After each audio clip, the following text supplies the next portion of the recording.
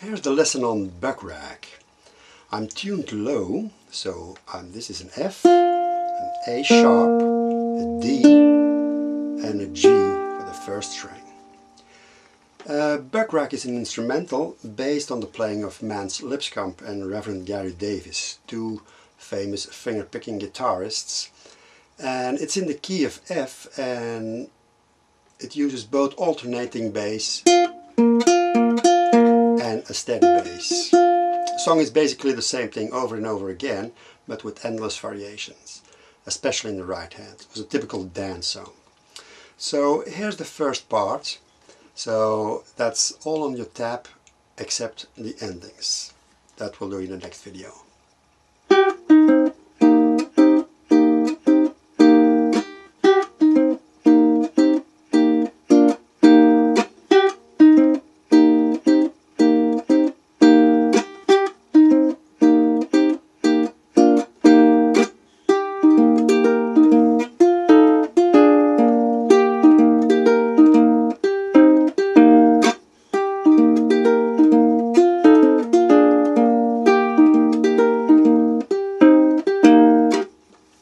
Okay, the first thing we have to take care of is the muting of those first notes. Open string first and 4th fret on the 2nd string. And we slightly bend the string a bit. And that muting, we do that with our right hand fingers. So after picking, we rest the fingers on the string so the sound is muted.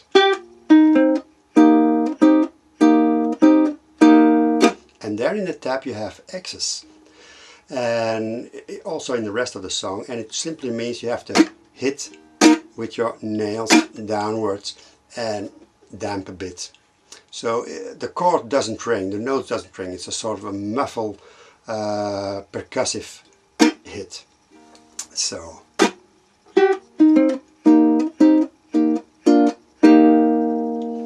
now in the 3rd bar, you notice that on the beat is the first note, the first chord, the F chord, and then the hit is the 2nd beat, and the 2nd part of the beat is, so it's 1, 2 and 3 and 4 for that measure. Okay, now I use only one variation in this first part, and that is, for example, in the 4th measure. That's 4 notes to the beat, and what I do sometimes is, so I play the 4th beat of that measure, the open strings, earlier, so it hangs on the 3rd beat. And this is the 5th measure, 1st beat. So at speed it would sound like this.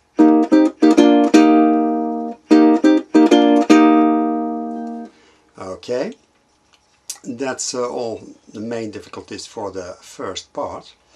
And in the 2nd part, that starts at the 10th measure.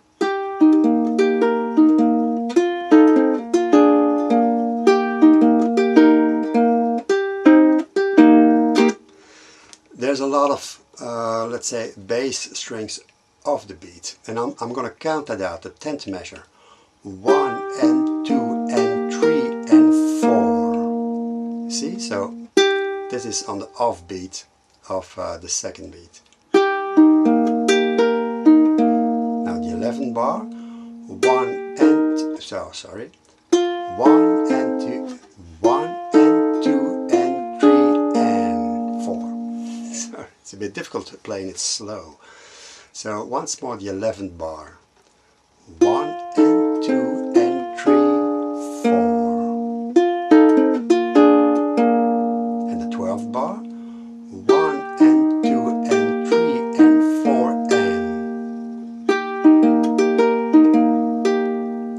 and at the 13th bar,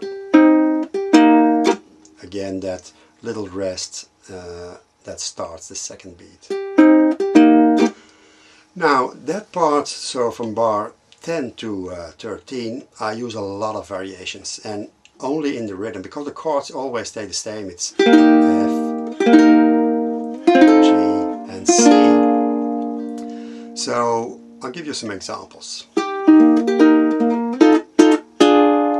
in the 11th bar, and that's not with an alternating bass but with a steady bass. And then as the 4th beat of that measure, the 11th, I use a downstroke.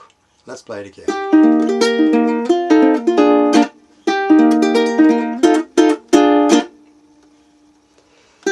So I suggest you listen to the performance video and you will discover many variations. And I think if you learn it as it is tapped out, you will soon find that your fingers will go other ways. Then for the 13th bar, I use a variation. I simply keep my finger placed on the 3rd string, 2nd fret, so it's... Let's play that in context, the whole thing with a few variations.